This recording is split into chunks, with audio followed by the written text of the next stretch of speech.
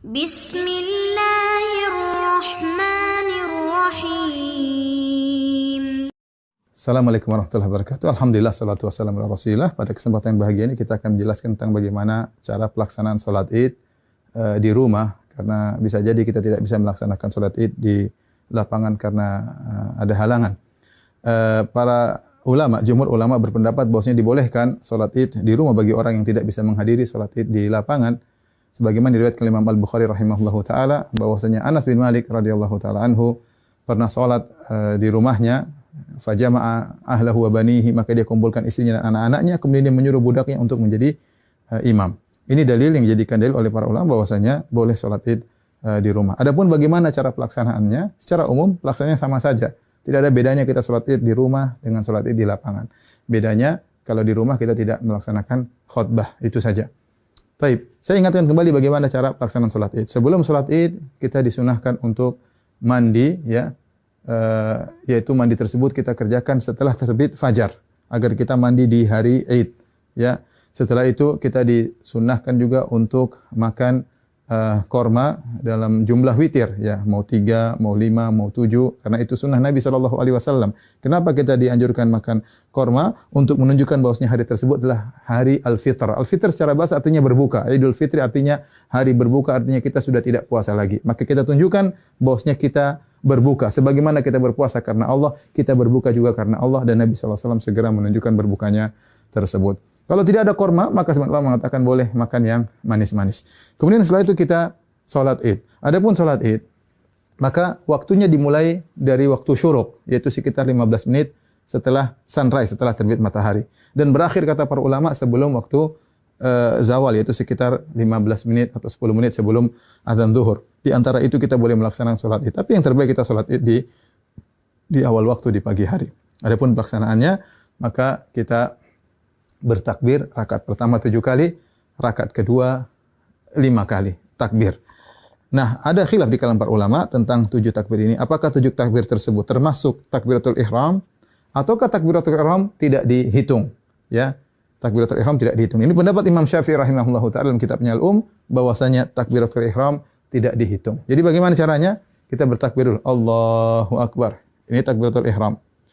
Kemudian kita baca doa istiftah. Setelah kita baca doa istiftah, baru kita bertakbir 7 yang disebut dengan takbirat zawaid, takbir tambahan. Kita takbir Allahu Akbar. Allahu Akbar. Nah, apakah di antara takbir ini ada doa khusus? Tidak ada dalil ya, dari Nabi SAW. Nabi pernah disebutkan membaca sesuatu di antara takbir-takbir tersebut. Oleh karenanya, pendapat mazhab Maliki tidak ada bacaan. Namun sebagian ulama berpendapat boleh membaca sesuatu seperti mazhab Syafi'i. Kita boleh bertakbir, boleh bertahmid, boleh bertahlil di antara takbir-takbir tersebut. Kita ulangi, kita Allahu Akbar, takbiratul ihram, kemudian kita baca doa istiftah, kemudian kita takbir 7 kali.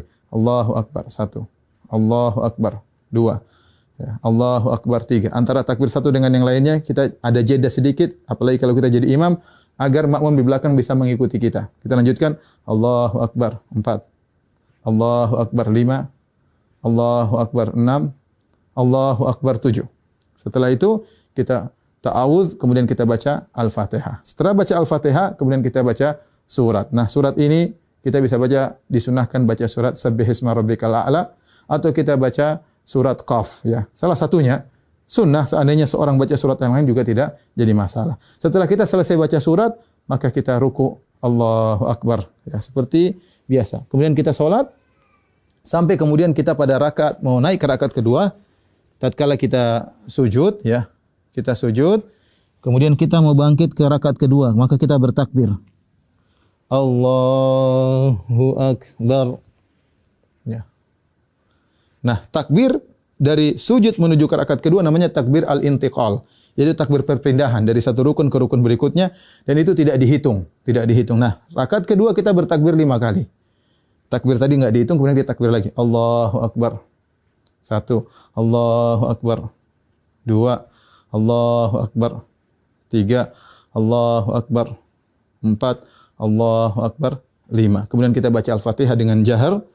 Kemudian setelah itu kita baca surat, disunahkan kita baca surat Al-Ghasyiyah atau kita baca surat Qaf, surat Al-Qamar, kita baca surat Al-Ghasyiyah atau kita baca surat Al-Qamar. Kalau tidak kita baca surat yang lain tidak jadi masalah. Kemudian kita selesaikan salat kita. Nah, setelah salat apakah ada khutbah? Jawabannya Anas bin Malik ketika mengumpulkan anak dan istrinya beliau tidak berkhutbah. Oleh karenanya asalnya kita tidak berkhutbah. Namun sebagian ulama seperti Ibn Qasim dari mazhab Maliki mengatakan jika berkumpul banyak orang maka ada yang berkhutbah maka itu baik, tidak mengapa, tidak terlarang ya.